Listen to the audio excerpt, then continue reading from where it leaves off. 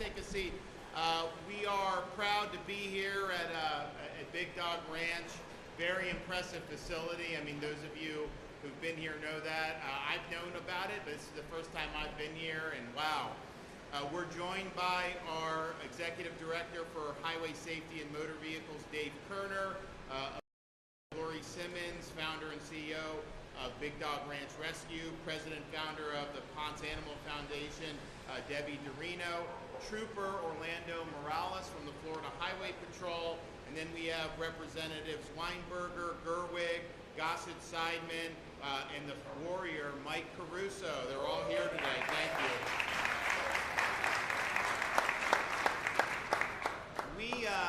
I think most people have a very soft spot in their heart for legged friends, and this is something my wife, and I mean really she's led it, but since the time we were married, she's been involved in fostering and helping rescue dogs. I remember I pick up from a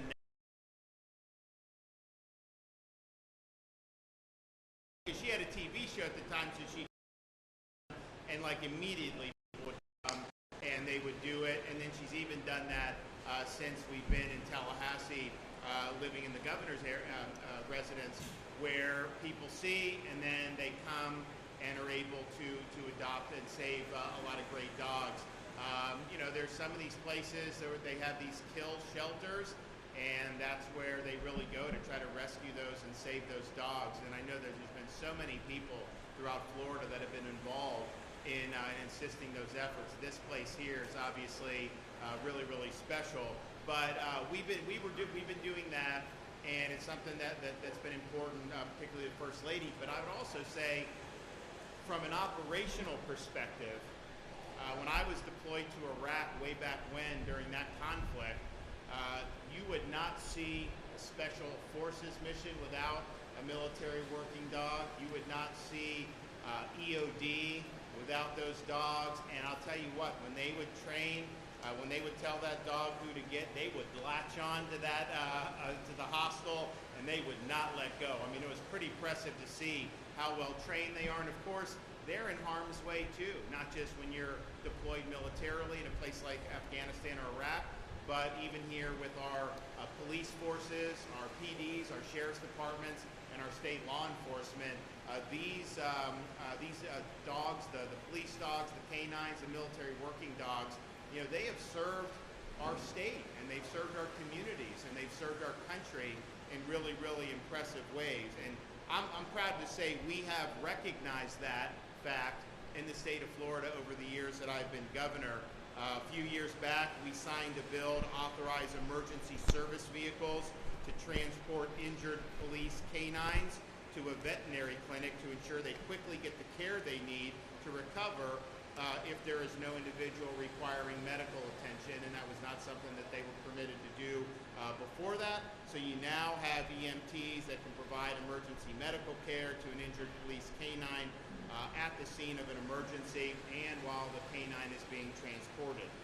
We also signed a bill, Senate Bill 96, to increase the penalty from a third-degree felony to a second-degree felony for intentionally and knowingly causing great bodily harm, permanent disability, or death to police canines, as well as horses and other types of animals. We've also signed House Bill 1047 to increase criminal penalties for harming, harassing, or willfully resisting an animal working with police officers, firefighters, or search and rescue teams. We believe that these canines are an instrumental part of Florida being a law and order state. And I'm proud to say that as a matter of policy and as a matter of money, because we have provided help for veterinary bills, because I think one of the things that happens is these canines do a lot of good work. It's time for them to retire, and a lot of times the hands canine, but the vet bills are tough. And so we had a program to be able to help with that. That's facilitated more adoption. So we're proud to not just that further this really important mission. Now, one of the bills today involves caring for animals and caring for pets during these natural natural disasters. So when we have the storm, and look, we're getting ready to start hurricane season. We're going to do some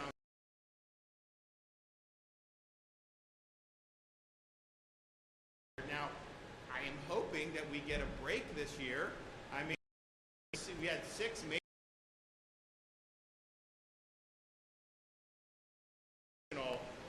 This is something that they kind of tend to go in bunches, and then sometimes you get a respite. Who knows, right? I mean, I can't predict. When they predict there's not going to be then that, and so it doesn't really. So who knows what'll happen? Hopefully we're not to deal with it. But I can tell you, when we see a storm on the horizon, when we start ramping up the public messaging, one of the things we've been stressing is if you evacuate, make sure you're taking care of your pets. You cannot leave a dog behind if you're in an evacuation zone. All of our shelters, all of our counties have at least one shelter that is pet friendly. And we have told people we do deals with the restaurant and lodge so that virtually any hotel will allow, during a state of emergency, dogs to go and your pets to go with you if you need shelter in a hotel room. So there's really no reason that you would need to be in a situation where you're leaving a dog behind. Now, we had a scene that was really sad to see as Hurricane Milton approached Florida last year in October of 2024. The trooper that's here with us today, Orlando Morales, he came across an abandoned dog tied to a fence on the side of Interstate 75, left to face the storm alone. Now, that's bad enough, but the water was rising very quickly, and so it was getting close to his neck, and had he just been left there, he may have ended up drowning or even have other things happen given the storm. So Trooper Morales pulled over, freed the pup, and brought him into his patrol car as the hurricane was approaching. This got a lot of attention in terms of social media and even legacy media, and so the dog has now been named Trooper. It's now the dog's and the owners, Frank and Carla, wanted to be here today, but they're under the weather, so they weren't able to be. But we want to thank them and acknowledge them for giving Trooper a good home. It was a close call, but I'm glad that things worked out for the dog and for both Frank and Carla. Now, this story is exactly the type of cruelty that we cannot tolerate in the free state of Florida. We're a law and order state, and that includes the need to prosecute those who are derelict in their duty to take care of their own pets. So today I'm going to sign Trooper's Law, legislation that makes it a third-degree felony to restrain and or abandon a dog outdoors during a declared natural disaster or any time in which a mandatory or voluntary evacuation order is in effect. Leaving a dog chained up in the path of an ongoing storm is inhumane, and under this law, it will be a crime that carries up to 5 years in prison and a $10,000 fine.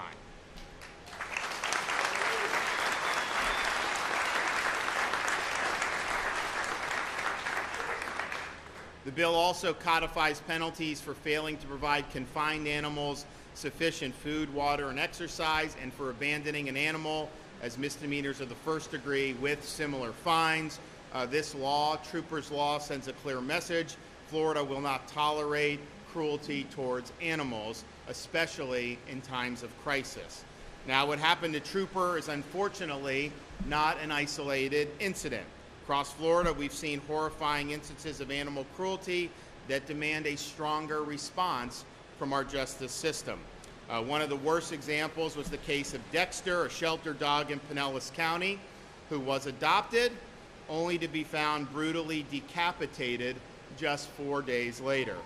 Current sentencing guidelines don't match the gravity of these crimes, and it was evident that Florida law needed to do more to protect dogs from senseless violence. So today, I'm also proud to sign HB 255, also known as Dexter's Law, which strengthens penalties for aggravated animal cruelty and ensures the offenders are tracked and punished accordingly. The bill will apply sentencing multiplier, and it also creates Florida's first ever animal abuse database, making sure that shelters and the public have a right to be made reasonably aware of individuals convicted of animal cruelty in their community. The bill is narrowly tailored to cruelty against domestic.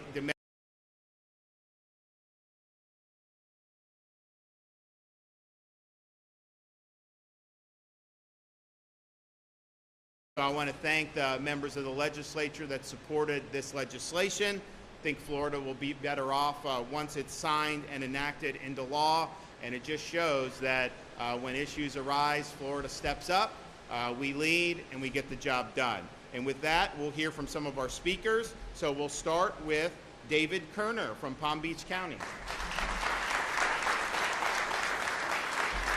Thank you, Governor, and thank you for your leadership on not just this very important issue, but all the issues that face the state of Florida and our beloved Floridians. As a Palm Beach County native, it is a pleasure to be back home here in Palm Beach County for just a little bit, and particularly here at Big Dog Ranch Rescue. And on behalf of the Florida Highway Patrol, it's a very special honor to join our great governor, Governor Ron DeSantis, Lori Simmons, Debbie Dorino, and our honored members for this very special and important bill signing. But most certainly, it is a huge honor for all of us to join all of you, the fighters and the soldiers and protectors of animals in need and love and rescuing. I thank you for what you do. I know how passionate you are, and I want you to know that it makes a very big difference in the lives of the animals that need rescuing and love. Thank you for never giving up on our four-legged friends and all of God's special creatures. And while I'm here today in my official capacity on behalf of the Florida Highway Patrol, I could not miss this opportunity to share with you my story about my four-legged friend. We all have that story, how we fell in love. And mine starts in 2017. Fortunately, Sheriff Bradshaw sent a contingent of deputies led by now Chief Tony Araujo over to Puerto Rico in 2017 after Hurricane Maria. We were there to help to the best of our ability. We were in the rocky or mountainous portion of Puerto Rico called La Cordillera Central. I know I butchered that, but I remember being on top of this mountain, and out of the woods and out of the trees came a pot cake, and I think we all know what a pot cake is. Out came this dog that was just beaten, battered, bleeding, but he was smiling. And he came up to me and he put his paw on me, and I promised myself that I would give him the best life that I could give him. Now, understand at the time the logistics were very difficult in Puerto Rico, so getting him home was a challenge. And who did I call? I called, well, now Representative Meg Weinberger. She wasn't representative yet, but she was fighting the good fight. I said, I got this dog, I got to bring him home. She got on the phone with no other than Lori Simmons from Big Dog Ranch Rescue. And in my notes, I don't know why I recall this number, but Representative Weinberger and Lori were able to get my dog onto an airplane, and I thought that there were 120 dogs rescued in that moment. I was talking with Lori before the event. It was 7,000 dogs at Big Dog Ranch Rescue brought back from Puerto Rico to Florida. And I know I mentioned earlier that I said I would give Nick, that's his name by the way, Nick, the best life that I could give him, but I never imagined how incredible of a life he would give me. And so Representative Weinberger, Lori, Big Dog Ranch Rescue, thank you for changing the course of both of our lives. It's been a blessing every day. Enough about my story. The real reason we're here is to cheer on our governor, our incredible governor, as he signs two fantastic bills. HB 255, Dexter's Law, and Senate Bill 150, Trooper's Law. Now, Trooper's Law did not come into being by accident. It didn't come out of nowhere. It started with the deplorable actions of a human being abandoning his dog on the side of an interstate during a hurricane. It involves the rescue of that same four-legged, beautiful dog by a state trooper. It then transitioned into a criminal investigation led by the Florida Highway Patrol, and it includes the heart-touching efforts of our governor and First Lady and their efforts to find a forever family for a trooper. And it ends today with the efforts of our state lawmakers to pass Trooper's bill, which will become official when the governor puts his signature to the bill in just a few moments. I'm honored to have State Trooper Orlando Morales, who rescued Trooper the dog. Let's give him a round of applause for your awesome efforts.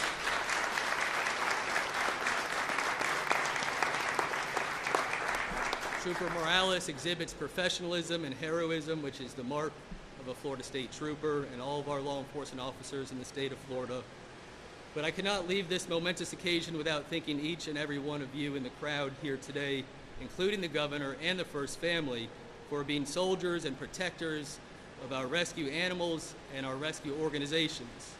It is not an easy fight, and I know sometimes it feels like it would be easier to just give up after all the pain that we've seen with the way that people treat and abuse these animals. But you never give up, and as long as we don't give up, neither will our rescue animals, who give us hope and a future for their incredible lives.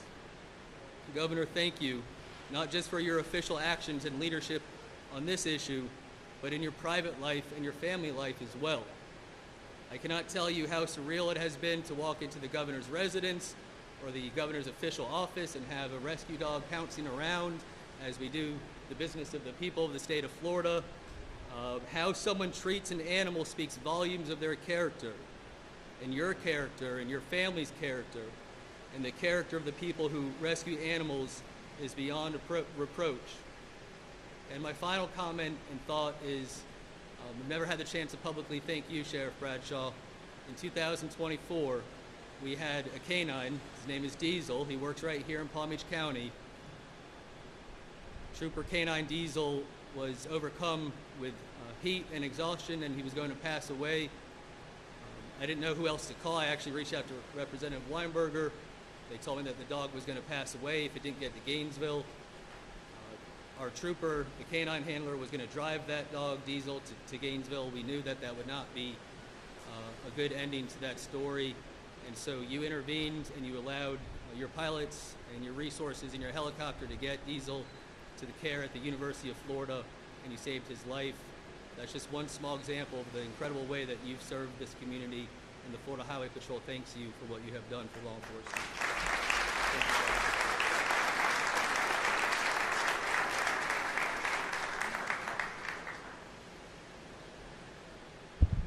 First, thank you, Governor DeSantis, for coming to Big Dog Ranch. This is a historic moment for all of us. Shane, can you have me a mic? Oh, hold up. Forgot the important thing.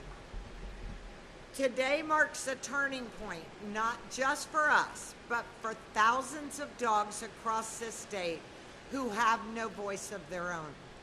We're deeply grateful to the lawmakers who had the courage to put these bills forward, and to Governor DeSantis for signing them into law with conviction. Both these bills will save lives. Not possibly, not hopefully, they will save lives. They will force people to think twice before they abandon a dog or commit acts of cruelty we see far too often. At Big Dog Ranch Rescue, cruelty isn't a headline. It's a reality we face here every single day. Dogs like our BB, who is nearly starved to death, skin and bones, abandoned, abused, and left to die. We have dogs full of buckshot and ribs broken by hands of monsters. We have dogs that have been deliberately burned, where it takes months of painful wound care for them to recover.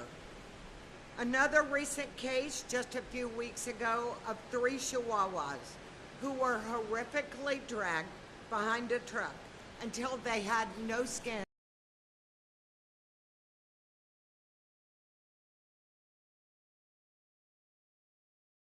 So many are severely neglected that their spirit is gone by the time they arrive to us.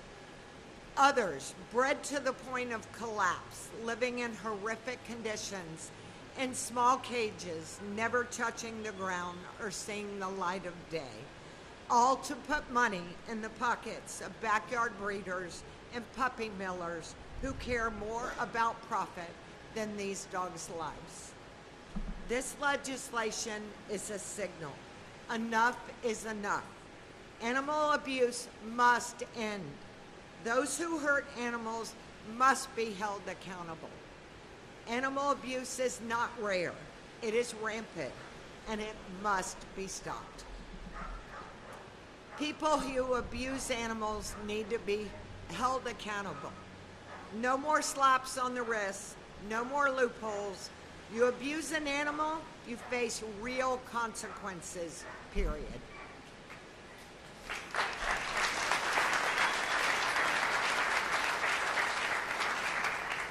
Our new campaign here at Big Dog Ranch Rescue is MADSA, Make America Dogs Safe Again. You all have hats underneath your chairs or in your chairs. Please wear them proudly and spread the message. We're targeting the bad actors, backyard breeders, and puppy mills that profit from cruel and inhumane breeding practices. Please spread the word. This is what we'll be up to the legislator for next year, trying to put an end to. So Big Dog Ranch Rescue has saved nearly 80,000 lives since opening in 2008. We wouldn't need to do this if bad humans had not failed them. We currently care for over 1,800 dogs and puppies between our 3 campuses. At least 30% of these dogs are victims of abuse or neglect. There are far more cruel people out there than we'd like to believe. But these dogs are more than numbers. Each one has a name. Each one has a story. And each one deserves the chance to live with dignity and to be loved. We believe that signing of these bills are just the beginning. We can end the cycle of cruelty through education, sterilization, and legislation. Together, we can build a future where no dog is left behind.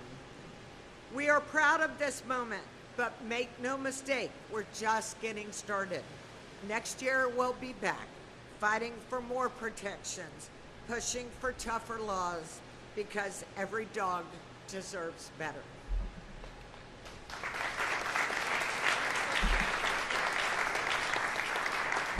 To everyone who helped bring this bill to life, thank you. Thank you for caring. The dogs may not be able to speak, but today, your actions spoke volumes for the dogs. Thank you again, Governor DeSantis, not only for signing these critical bills into law and being a strong voice for the dogs, but for giving one of our own, Libby, a puppy mill survivor, the loving home she deserves.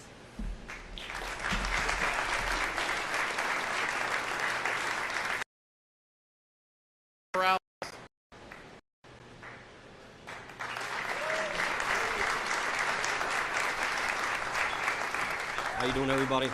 Can y'all hear me pretty good? All right, I don't know why I'm a little nervous now, but good morning. A little louder. Can y'all hear me better now? All right, good morning, everybody. So just to give y'all a little synopsis of my encounter with Trooper. On that day, on that morning, it appeared to be less traffic due to the prior days of evacuations. So thankfully I was available, and if anybody's familiar with the Tampa area, I was at the junction of I-75 and Interstate 4, and I sure enough just seen a indicator of a call that just came available, and it was a call of a distressed animal tethered down to a fence or a pole. And with immediate, pretty much action, I just started heading in that direction northbound, and it took several loops, but I thank God that he gave me the right time and right place of where to be. And after like the second or third loop, I was able to find a dog clearly in water, in distress. And it was a horrific moment to be in, but I was just thankful that I was able to find him. And sure enough, from the viral video that went everywhere, yeah, he was almost gonna bite me, but I had to give him some space. He definitely earned that. He was clearly in distress. I took him in, and he got all the attention, the love, and the care that he needed. And thanks to Hillsborough County Humane Society, Leon County Humane Society, and also Big Dog Ranch He was able to get all the care in the world and get to where he's at now with the Fosters all the way to Frank Spina and Carla. So now, unfortunately, as the governor mentioned, I can't be here under the weather, but I am in communication with him. He is doing absolutely amazing. I get pictures and videos, and if no one's aware, he actually adopted another dog. So Trooper has a fur companion. So he's living his best life, and he's doing amazing. And I want to just say thank you to Executive Dave Kerner, Governor Ron DeSantis. I want to say thank you to the Leon County Humane Society, Big Dog Ranch, and I want to say thank you to the state attorneys and the legislators and also every single one of y'all here, everyone that's going to be watching this as well, because if it's not for any of y'all wouldn't be shedding a light on something that's a traumatic, and with every other experience that goes untold and unheard. So thank you all, and thank you all for allowing me to be a part of this.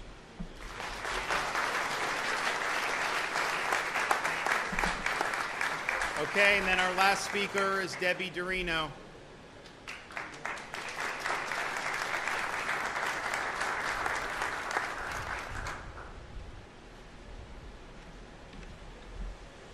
Thank you, Governor DeSantis, for giving me the opportunity to share the story. For those of you that don't know me, my name is Debbie Dorino. I am the person behind Dexter's Law. I am also the person behind Ponce's Law from 2018, which is your felony animal cruelty statute for the state of Florida, which also allows, at the court's discretion, to ban you from owning an animal if convicted. Dexter's Law is named after a dog named Dexter, who was adopted from the Pinellas County Animal Shelter and killed in a most horrific way. Dexter's Law has two key provisions related to animal cruelty in Florida. First, the FDLE will be required to maintain a public, searchable online database listing the names of individuals convicted or who have pled guilty or no contest to animal cruelty offenses.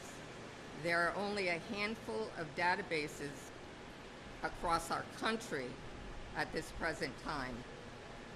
Second, the bill modifies the criminal punishment code to impose a sentence multiplier of 1.25 for aggravated animal cruelty involving the knowing and intentional torture or torment of an animal that results in injury, mutilation, or death. Importantly, as Governor DeSantis stated before, this enhanced sentence provision does not apply to animals used for agricultural purposes or captive wildlife. Around animal cruelty offenses and provide stricter penalties for severe cases of animal abuse. By creating a public animal abuse database, and mind you, it's not a registry, it's a database, nobody's registering, and implementing more significant legal consequences, Dexter's Law seeks to deter animal cruelty and hold offenders more accountable for their actions. Dexter's Law helps push Florida to the forefront in the fight against animal cruelty.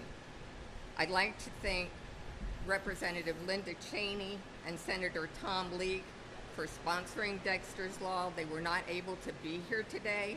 And a special thank you to my friend Meg Weinberger, Representative Weinberger, also for helping to sponsor this bill. I would like to thank you, Governor DeSantis, again for signing Dexter's Law.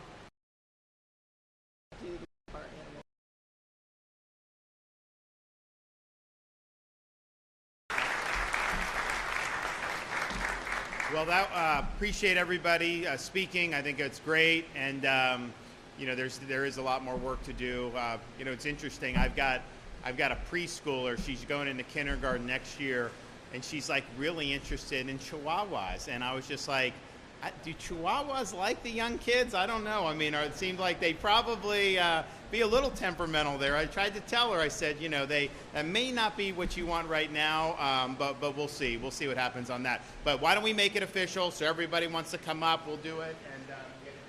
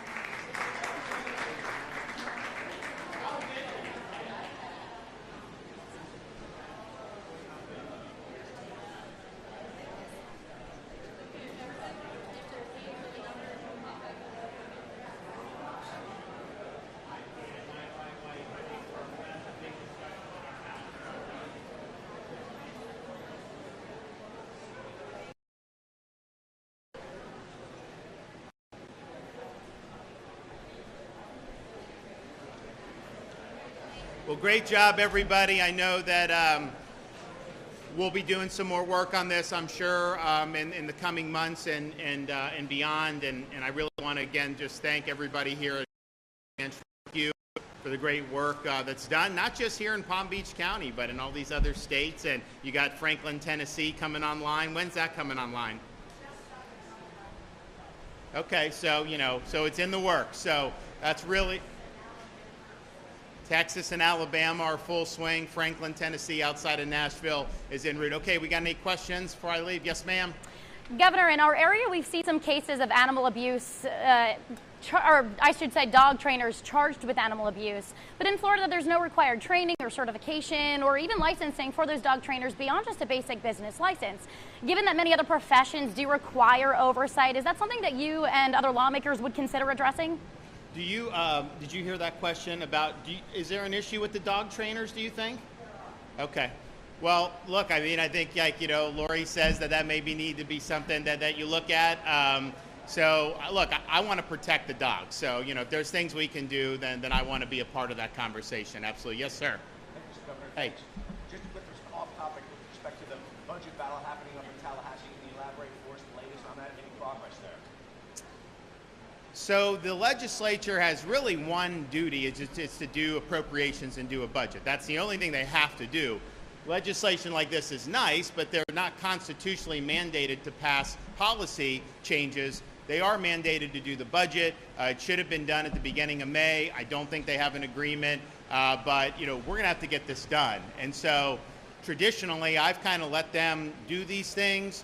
But there obviously is going to come to a point where we're going to say enough is enough and we're going to get it done. So it will get done one way or another. Yes, ma'am.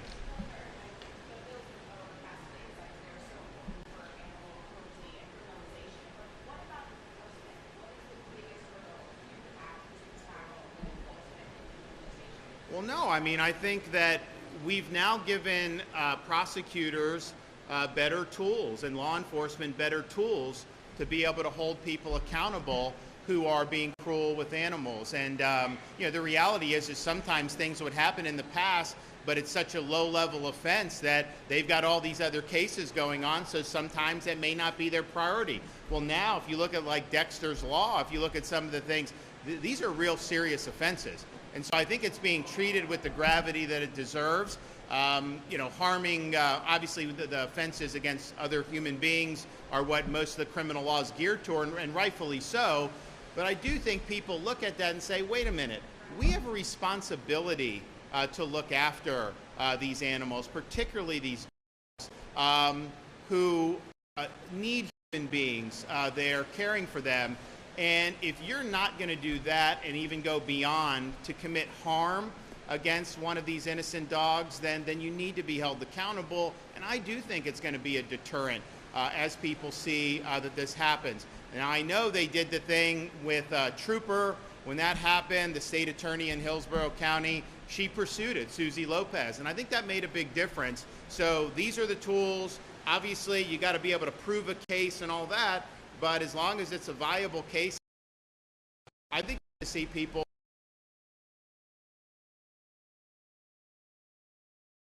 In the Tampa Bay area, there was huge support from the public to be able to hold that individual accountable. I mean, why you would chain them on a fence on an interstate with at the time it was a Category 5. Now it's slowed, but this thing was approaching, and you have all the water that was rising, and I'm just thinking to myself, what would possess you to do that? I mean, if you're evacuating, you're taking the dog in your car and dumping them instead of just keeping them in your car. It just makes no sense.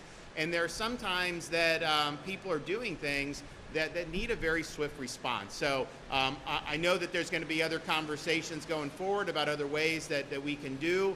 It's just 95% of the people in our society would never do any of this stuff, right? You wouldn't even need laws. They're just not going to do it because they know. But you got that small number of people who just don't have the same basic care for the pets and these animals that almost everybody else does. And that can turn very sadistic, as we saw in Dexter's case. And there's people that have a fetish of being cruel to animals. And again, this is a very small percentage, but they can do a lot of damage. And so it's our job to hold them accountable. Okay, guys, thank you.